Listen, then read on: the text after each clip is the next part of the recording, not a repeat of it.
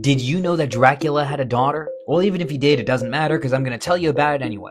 So you better stick around. Welcome back to the Monster Movie Madhouse. Today we're talking about 1936's Dracula's Daughter. As always, make sure you're following me and like this video so you can learn more about your favorite silver screen monsters. Let's get into it. So there was a missing chapter from Bram Stoker's Dracula, and it was actually published in 1914 after his death, called Dracula's Guest. And Universal did not hold the rights to this short story. So that's when David O. Selznick swooped in and bought the rights for MGM.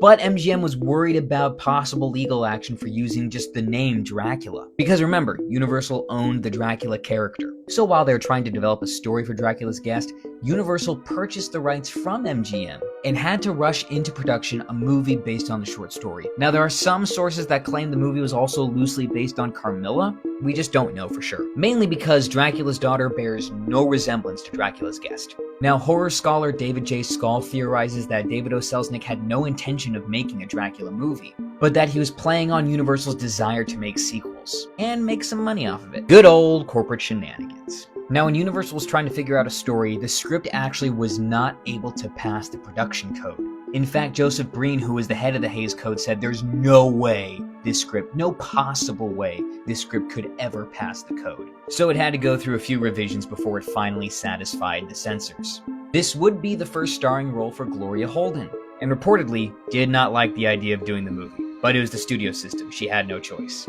Now this movie would actually be the last of the first cycle of horror movies from Universal. And while they claimed it was because there was going to be a ban in Britain on horror movies, the real reason is because the Lamleys had lost control of the studio, and were forced out due to financial struggles. It didn't really do much at the box office. It wasn't a bomb, but it wasn't a hit. It sort of came and went. Critics weren't too crazy about it either, but they didn't necessarily hate it. However, most critics from back then to now can all agree that Holden's performance is really what shines in this movie.